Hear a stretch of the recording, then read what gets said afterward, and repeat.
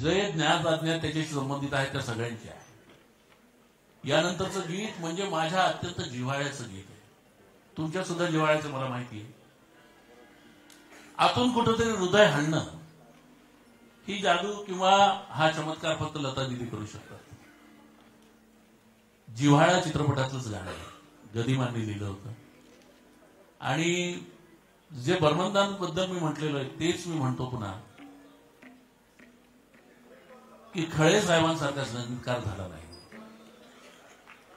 खळे साहेबांच्या प्रत्येक फ्रेजमध्ये विचार होता, खळे साहेबांच्या प्रत्येक फ्रेजमध्ये आशय होता. आणि त्या काव्याला बरोबर घेऊन जाण्याची, त्या दृश्याला बरोबर घेऊन जाण्याची जी काही एक असामान्य ताकद खळे साहेबांच्या कंपोजिशन मध्ये होती. आता यामध्ये पहा, याच्यामध्ये पुरिया आलेला आहे, मारवा आलेला आहे. पण त्या कंपोजिशनला एक पुरिया मारवा हा प्रत्यक्ष न वाटतं जे ऍब्स्ट्रॅक्टिझम, अमूर्त रूप आपण जे म्हणतो, की प्रत्यक्षात तुम्हाला दिसतंय माणसाचं शिल्प केलंय. तुमच्या नवीन मॉडर्न आर्टमध्ये काय असतं की माणूसच करतात पण जरा वेगळ्या पद्धतीने करतात. तसं हा ऍब्स्ट्रॅक्टिझम जो आहे खळे साहेबांच्या म्युझिकमध्ये, त्यांच्या कंपोजिशनमध्ये, तो तुम्हाला त्या दृश्यात्मकतेकडे आणि कुठेतरी भावात्मकतेकडे आणि कुठेतरी शरीराच्या वर कुठेतरी नेऊन तुम्हाला एक वेगळी भावना आणि एक वेगळा विचार करायला बाध्य करणारा असं संगीत असतं. अनिल मोहिले साहेबांनी अरेंज केलेलं गाणं आहे. गदिमांचे शब्द, खळे साहेबांचं संगीत आणि लता दिदींनी या गाण्याला जे काही दिलेलं आहे ते कुणीच कुणाला देऊ शकत नाही. तेव्हा ते गीत सादर करण्यासाठी वर्षा पंडित इथे येत आहेत. या चिमण्यांनो परत फिरा रे घराकडे आपल्या. फार भावात्मक गीत आहे, फार भावात्मक.